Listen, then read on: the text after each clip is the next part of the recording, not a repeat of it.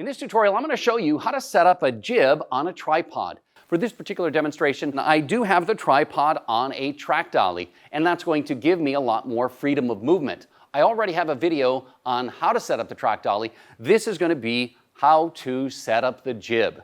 First thing I want to do is make sure that my center column on my tripod is raised up a good 6 inches or so. That way, once the jib is on here, it is not going to be interfering with those controls, especially when it angles down. And then once I've raised the column, I'm going to make sure it is locked so that it's not jittering at all.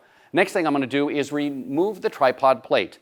The jib has its own tripod plate built into it, so this is not going to be necessary, but make sure you know where you put it. I put it in my back pocket. Next thing I'm going to do is bring the jib into position. Now, the camera is going to rest on that L-shaped platform. And on the base of this, kind of an inverted L is what's going to go on here. And you can see there is a tripod plate that is bolted to the bottom of this. So I'm going to kind of straddle the tripod and slide that plate into position and then make sure that I lock it. So I do need to engage that lock. You'll notice I have a sandbag over here, and that's because I want this to rest on that. It's a little bit safer, and then the camera's not banging down on it.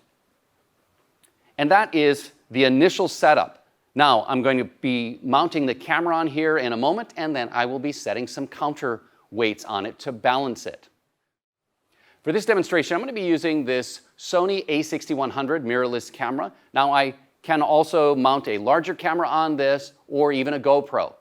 But for this particular demonstration, I think this will suit nicely. It also has autofocus, which is extremely useful when doing a jib shot. So I'm going to go ahead and bring this around so you can see.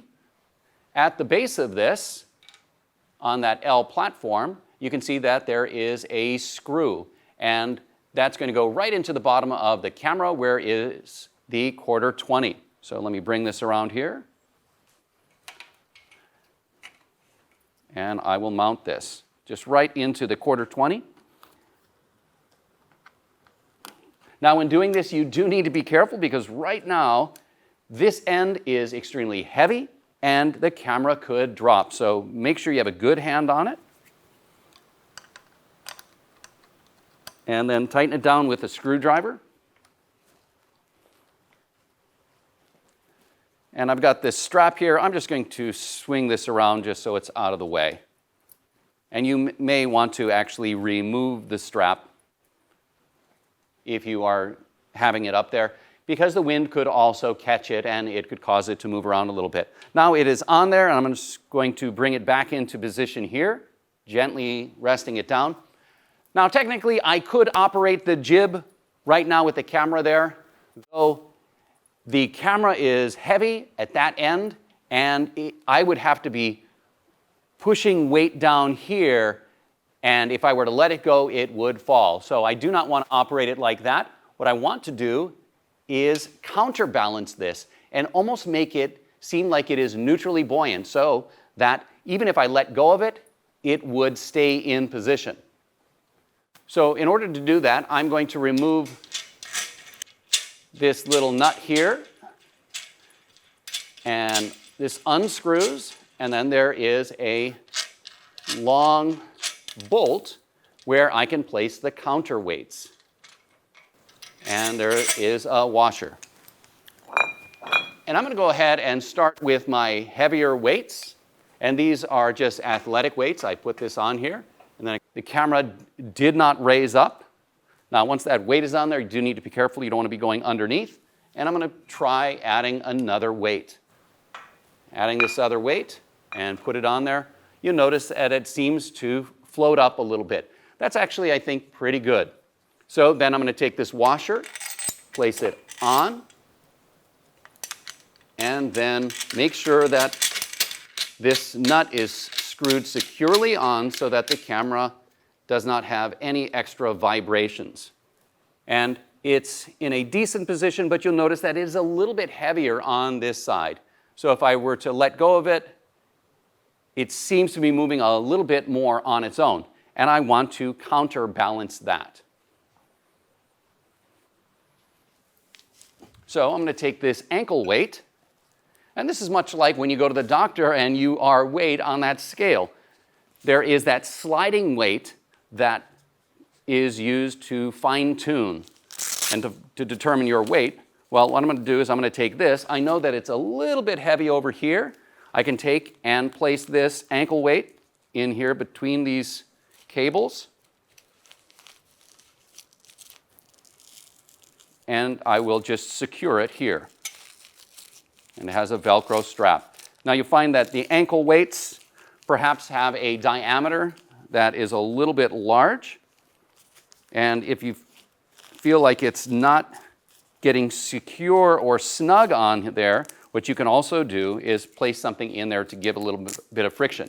Now when you attach this, do make sure that the strap is on the inside of those cables, because you do not want to be strapping those cables down. That is what is going to allow you to control the camera movement. So I can bring this around and now take a look at it and see if I'm going to pull it back a little bit. See if I let go, does it kind of stay in position? And then if I need to, I can add more weight this way, or I can bring it back this way. And that's how I can kind of fine-tune it. It's actually in a decent position, and I can adjust or control the camera with this. Now, when doing this, you do need to make sure, if you want to control the tilt of your camera, make sure that the tripod is not locked. You can adjust the tension, but you don't want it locked because you really want to be able to control the movement of the camera and its tilt. So I can control the tilt.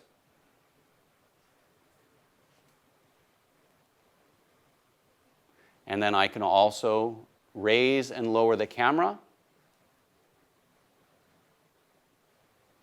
And since this is on the track dolly, I have a lot more freedom of movement. So I can slide this and kind of fly through the set.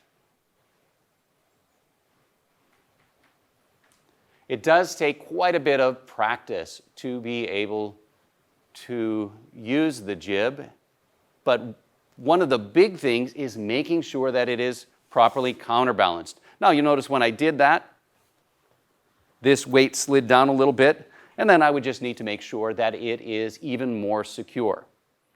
Now once the camera is set up on the jib, I can control it, it is balanced, but you will find that it would be very difficult to monitor the camera from the ground here when the camera's up there, and once you start changing that angle, it'll be very difficult. It's also a challenge then to record. So it is a very good idea, if doing this, that you use an external monitor that has a control that you can use to remote control the camera, or you could also use a smartphone. And that's what I'm going to be doing for this demonstration.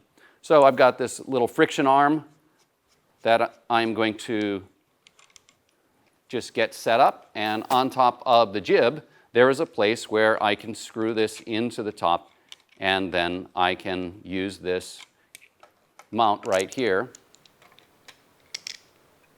So I'll just prep this, and I have a friction arm with a cell phone mount. The other thing to take note of with the jib, you want to make sure that people are not walking underneath the jib when it's up there. You do want to make sure that you have a safe set. So I'm going to bring this back down into this position and then prep this, just get this friction arm ready. And then I can, once this is mounted, I can adjust and have my cell phone. This is using an app. So it does depend upon your particular camera setup. Or you could use a cable to your camera.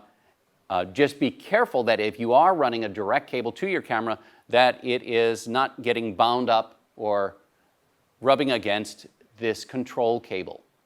So I'm going to go ahead and try this out. I'm going to be able to control the camera right from here, and I'm going to hit record. And the camera is rolling. And then I can bring this camera up. Right now it is staying in position. If I want to, I can adjust the tilt. Or I can have it in a horizontal position, and then it holds that horizontal position, and then I can move it up. Now, if you notice that it drifts a little bit, you may need to just adjust the tension a little bit on this. But be careful that you don't lock it, because if you lock your tripod, then you will not be able to control your tilt. So I can swing this around and do a pan. I can also, because it is mounted on this track, I can move even more in 3 dimensions. And then I can swing all the way up and all the way down, changing that tilt carefully.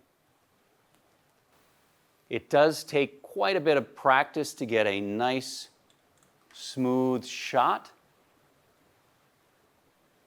So I highly advise you to practice, do a lot of practice.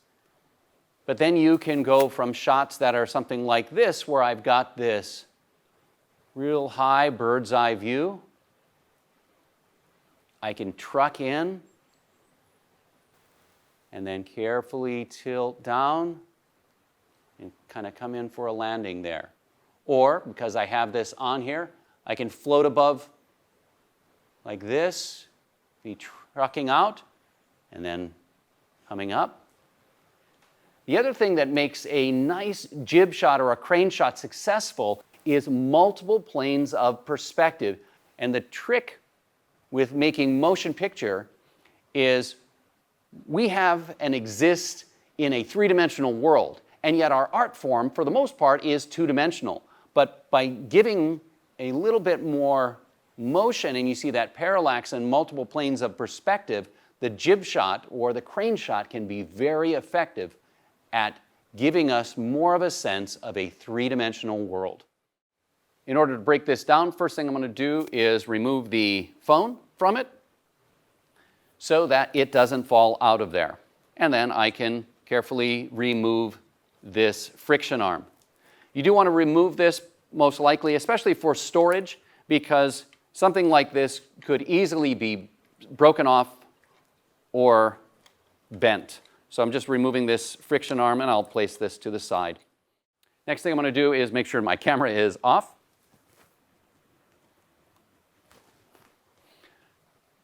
So powered off the camera, but I'm going to leave the camera on there. You do not want to remove the camera, otherwise this thing would be very dangerous. So I have the camera still on there, and then I'm going to just do it in reverse. I'm going to take off all the pieces that I put on, but I'm just reversing that order.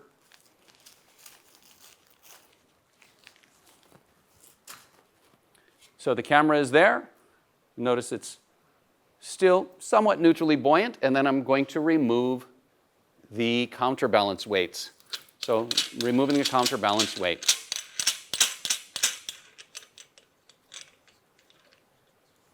And do make sure that someone isn't right over there, because you don't want to be hitting someone with the jib. So I remove the washer and the nut, and then I can remove these counterbalance weights. And then the camera will rest down at the base there. Next thing I'll do is I'll remove the camera from the tripod and then remove the jib from the tripod. So I'm going to remove it from this jib here. Carefully lift it up. Do make sure you have a lot of clearance. And then carefully remove the camera. Once the camera is removed from the jib, I'm ready to remove the jib from the tripod. So I'm going to go ahead and just carefully hold it with one hand here. Release the lock for the tripod plate, slide it out, and most of your tripods for something like this would have some sort of lock. So I'm releasing the lock as well and sliding it carefully out. Now, when you're using a jib like this, you do need to make sure that your tripod can withstand the weight. Do not do it on a light-duty tripod. It won't be able to stand the weight, and it would become very dangerous. So I'm going to go ahead and put this down, and then I can return the tripod plate to the tripod. Well, that's the basics to setting up a jib on a tripod. I hope you can continue to live and tell good stories.